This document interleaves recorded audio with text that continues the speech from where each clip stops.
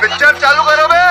देश में कोई भी नेता हो, कोई भी मुख्यमंत्री हो, कोई मंत्री हो, वो जेल से अपना मंत्रालय अपने राज्य को चलाए। देखिए ये प्रेसिडेंस होगा, ये एग्जाम्पल होगा, क्योंकि भ्रष्टाचार के वो अभी आरोपी हैं।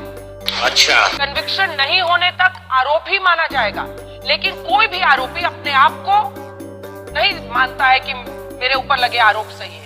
ऐसे में फिर तो ये एक राइट बन जाएगा सबका कि केजरीवाल साहब ने भी तो इस्तीफा नहीं दिया था। कौन फिर मानेगा कि हाँ मैंने चोरी की है इसलिए मैं इस्तीफा दे देता हूँ।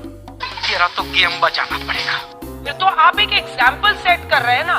इसकी गंभीरता क्या आपको भी परेशान करती है आलोक जी या नहीं? क्योंकि गठबंधन हो गया है।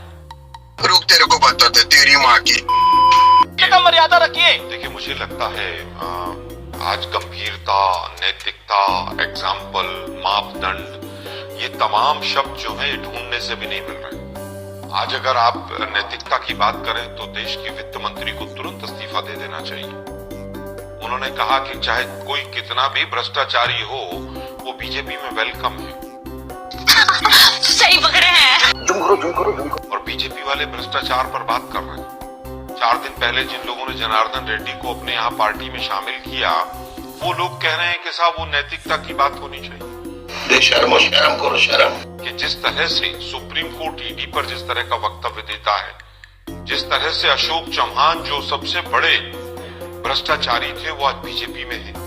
जनार्दन रेड्डी का नाम लिया, हमें तो पता चला नवीन जिंदल को भी कोई डांट फटकार के ही वहां पर शामिल किया है, क्योंकि मोदी जी की नजरों में तो मोदी जी तो 56 इंच के सीने को खोल कर कहते थे कि सबसे बड़ा कोयले का ये दलाल जो है दलाली इसने की। यही नहीं, अभी और सुनिए। प्रफुल्ल पटेल हो, अजीत पवार हो, हेमंत बिश्व शर्मा हो, तो एग्जाम्पल तो ऐसे सेट कर दिए मोदी जी ने कि शायद आने वाला कोई भी देश का प्रधानमंत्री इस तरह का एग्जाम्पल सेट नहीं कर पाएगा। और अगर थोड़ी सी भी नैतिकता देश के प्रधानमंत्री में बची हो तो एक प्रेस कॉन्फ्रेंस कर दें वो भ्रष्टाचार के ऊपर, और 150 पत्रकार वहां बैठकर और 2-4 सवाल उनसे पूछने के साथ वो भ्रष्टाचार की आपकी परिभाषा क्या है और कौन कौन लोग इसमें देश में भ्रष्टाचारी हैं। आप आरोप की बात कर रहे हैं, आरोप तो देश के प्रधानमंत्री के ऊपर सीधे सीधे हैं कि इलेक्टोरल बॉन्ड में चंदा गलत तरीके से लिया गया, चंदा लेकर और धंधा दिया गया, तो क्या ईडी वहां पर जाएगी? नहीं।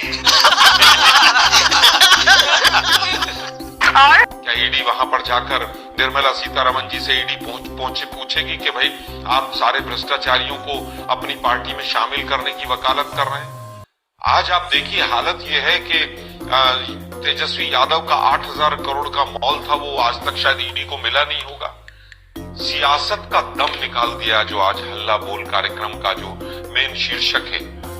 इतना छोटा पहले कभी नहीं हुआ होगा। तुम चुल्लू भर पानी में जाके डूब के आ जाओ। इस केस में सबसे पहले मैं आवाज उठाने वाला था, मेरी पार्टी आवाज उठाने वाली थी। आज 2 साल हो गए, आज तक चार्जशीट क्यों नहीं फाइल हुई है? इतना ड्रग्स मिला वहां पर मुद्रा पोर्ट पर, आज तक ईडी कहां गई है? तो जो आज एग्जाम्पल सेट हो रहे हैं और देश के प्रधानमंत्री के अंदर वास्तव में अगर थोड़ा सा भी जिगरा है तो एक प्रेस कॉन्फ्रेंस करें वो और बताएं कि उनके भ्रष्टाचार की लड़ाई जनार्दन रेड्डी से होते होते और भावना गौली से और छगन भुजबल की फाइलें कहां हैं, और बताएं कि इनकम टैक्स के जो नोटिस महाराष्ट्र के एमएलएस को गए थे उसकी जांच कहां तक पहुंची है। लवणे न भोजम। ये शर्म नहीं आता है? ये 13 बजे से मेरा आत्महत्या करने का टाइम आ गया है।